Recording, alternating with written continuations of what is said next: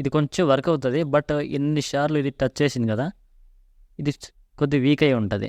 So ఇది break అయ్యే chance ఉంటుంది. ఇది మార్కెట్ కింద సైడ్ వస్తే అంటే బై సైడ్ చేయడం అంటే ఈ మార్కెట్ ఈ లెవెల్కి వస్తే కొంచెం బౌన్స్ వస్తుంది, కొద్దిగా ఇక్కడ నుంచి బౌన్స్ అవుతుంది మార్కెట్. అదే కానీ దీన్ని బ్రేక్ అయితే మాత్రం దీని టార్గెట్ 23,600 ఈ లెవెల్కి వరకు రావచ్చు అనమాట. ఈ లెవెల్ వరకు మధ్య మధ్యలో ఇది ఆగుతుంది అనుకోండి, 23,750, 23,700 కొంచెం ఆగుతుంది. సో అల్టిమేట్గా ఇది మన టార్గెట్ కిందకు వస్తే 23,600. ఇది ఓన్లీ స్కాల్పర్స్ అనమాట, అంటే ఒక 20 to 30 minutes వరకు టైం ట్రావెల్ చేసే వాళ్ళకి అయితే ఇది పనికి వస్తుంది. లేదు నేను ఇంట్రాడే చేస్తానంటూ ఇంట్రాడే చేసే వాళ్ళకి అయితే ఈరోజు ఇది ఆల్రెడీ వర్క్ అయిందండి. సో ఇది బ్రేక్ అయ్యే ఛాన్స్ ఈరోజు ఆల్రెడీ ఇక్కడ నుంచి కరెక్షన్ అయింది. సో ఇది ఆల్రెడీ వర్క్ అయింది.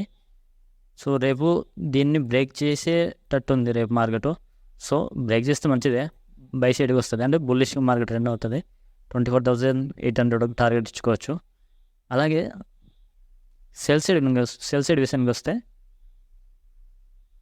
ఆల్రెడీ నెగిటివ్లో ఉంది కాబట్టి ఈ లెవెల్ నుంచి కొద్దిగా బౌన్స్ అయ్యే ఛాన్స్ ఉంటుంది మార్కెట్. సో ఈ లెవెల్ని బ్రేక్ చేస్తే ఇక్కడ వరకు టార్గెట్ ఇచ్చుకోవచ్చు, అంటే ఇక్కడ నుంచి కొద్దిగా బౌన్స్ అవుతాయి అన్నమాట మార్కెట్. ఇదనే నిఫ్టీ విషయానికి వస్తే. అలాగే బ్యాంక్ నిఫ్టీ విషయానికి వస్తే బ్యాంక్ నిఫ్టీలో సింపుల్ అండి, ఈరోజు జస్ట్ వెళ్ళింది కానీ కొంచెం వెళ్ళలేదు పైకి. సో ఇదేనండి, ఈ లెవెలే సెల్లింగ్ జోన్ అనమాట. ఈ లెవెల్కి వస్తే రెసిస్టెన్స్ ఫేస్ చేస్తుంది, అలా డౌన్కి వస్తుంది అనమాట. ఆల్రెడీ బయింగ్ జోన్కి వచ్చేసి ఇది బై చేసుకుని వెళ్ళిపోతుంది కదండి. ఇది ఒక రేంజ్, అంటే